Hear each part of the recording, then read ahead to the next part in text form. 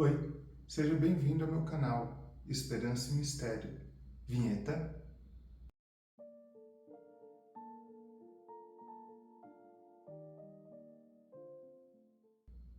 Meu nome é João, eu sou mestre em Ciências da Religião.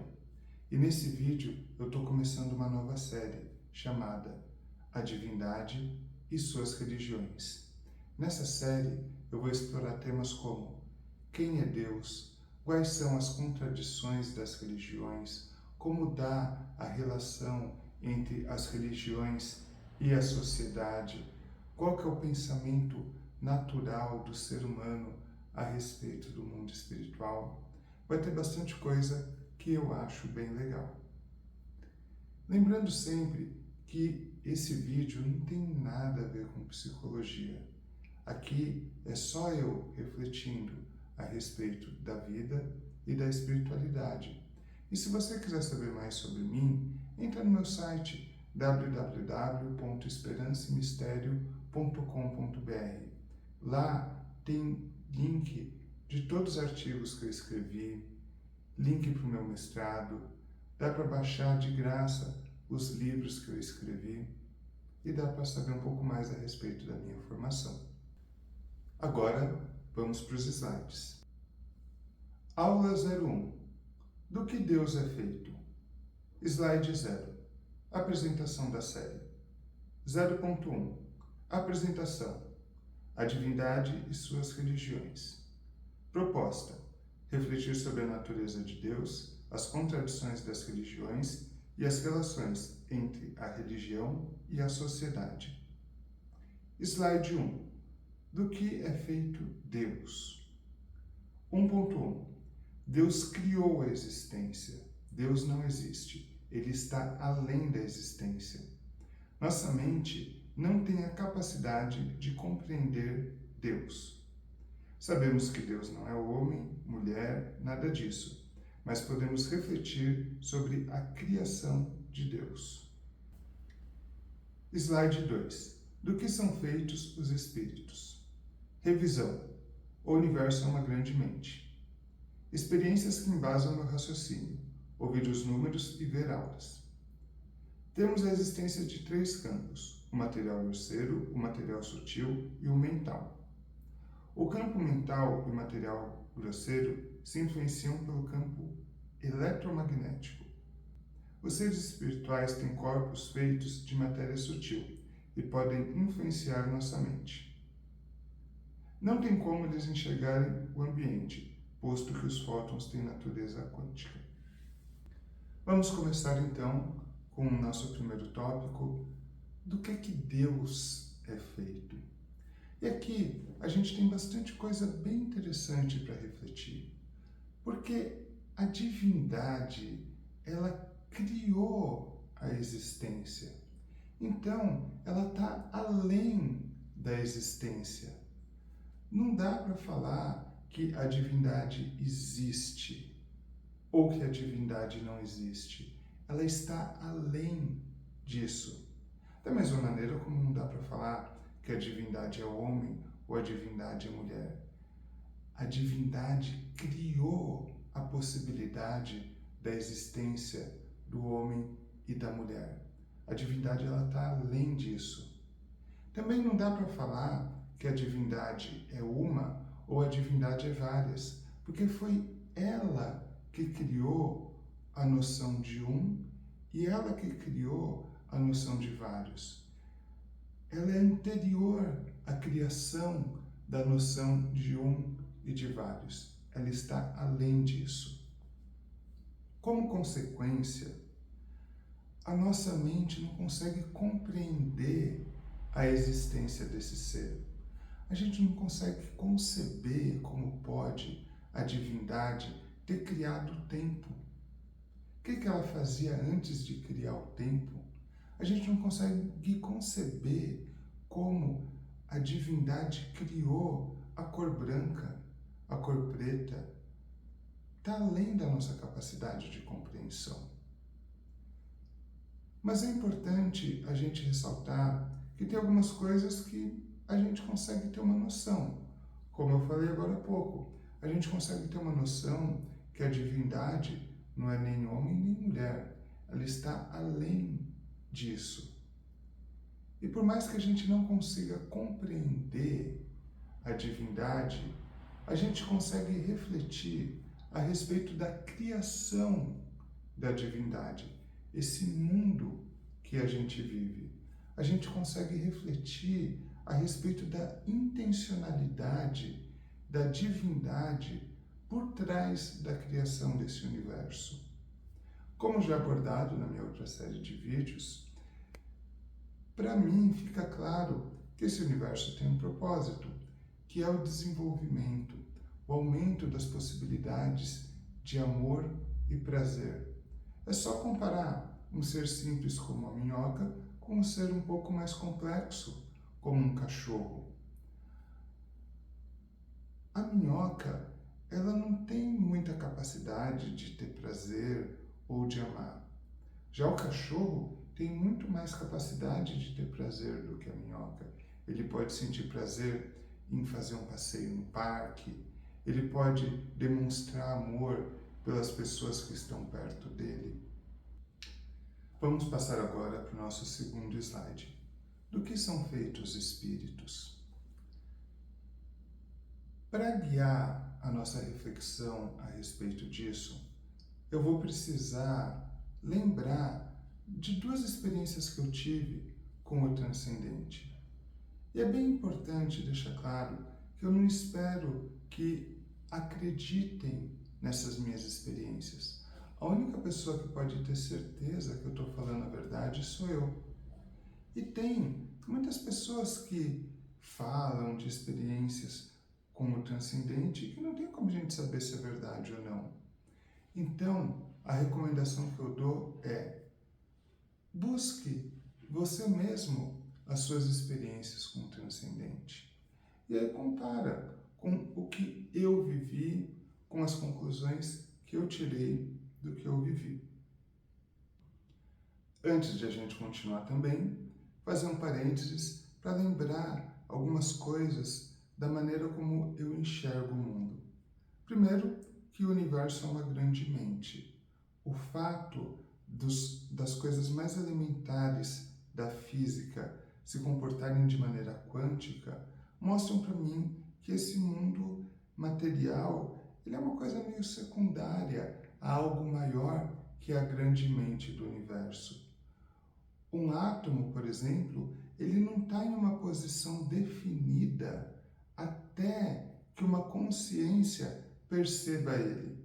Ele está só como uma onda de probabilidades.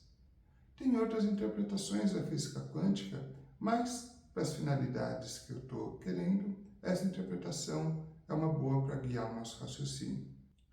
Outra coisa também é que existem aspectos no universo que são eternos, como, por exemplo, a possibilidade da existência da cor vermelha.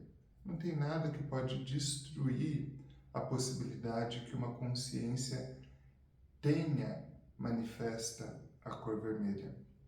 E existem outras coisas que estão dentro do tempo e do espaço, coisas que mudam, como, por exemplo, a nossa mente. A nossa mente, ela a todo momento está aprendendo uma coisa nova, se desenvolvendo.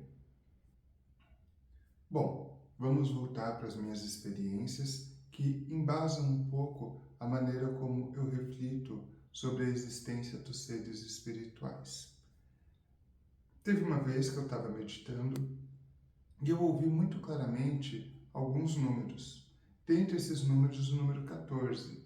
Eu li os salmos referentes a esses números e o tempo passou.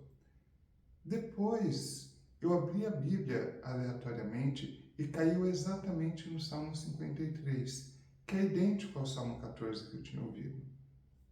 E uma outra experiência que eu tive foi uma vez que eu estava assistindo uma palestra e do nada eu comecei a enxergar a aura da palestrante e dava para ver várias camadas, era uma coisa muito bonita. Durou alguns minutos e da mesma maneira como veio, foi embora. Eu nunca mais tive uma experiência parecida com essa na minha vida. Mas o que tudo isso me mostra? Existem seres invisíveis. Esses seres invisíveis, eles podem se comunicar com a gente e podem influenciar o mundo material grosseiro, que é esse mundo dos átomos que a gente vive.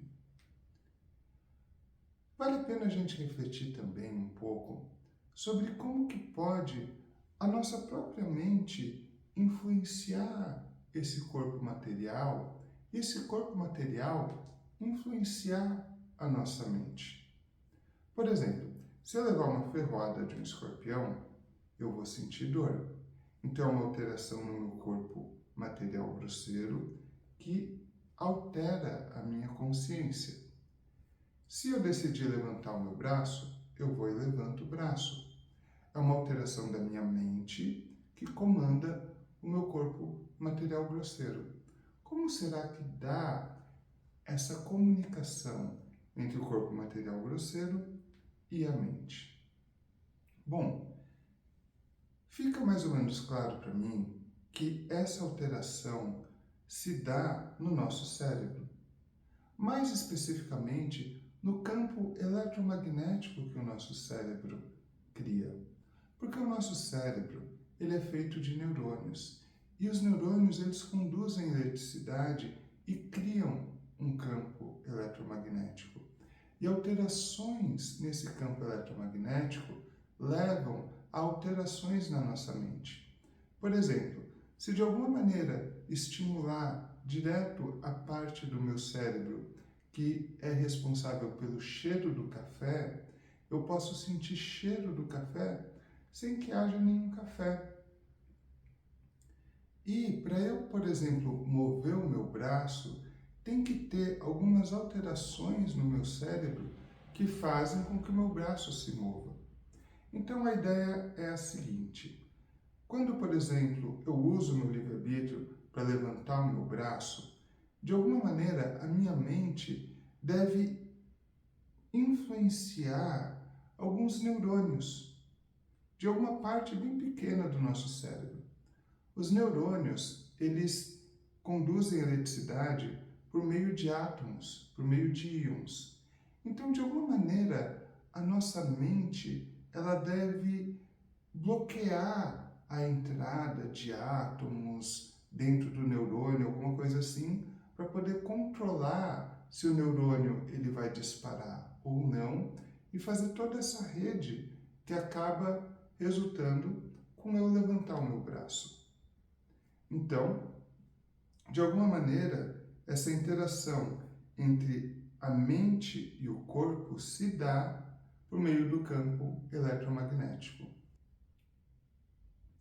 É interessante a gente pensar que esses seres espirituais, eles estão em um mundo que é junto com o nosso, só que eles são feitos de matéria sutil, uma matéria que a gente não consegue enxergar com os olhos de uma maneira corriqueira, que provavelmente eu consegui de alguma maneira perceber quando eu vi as auras.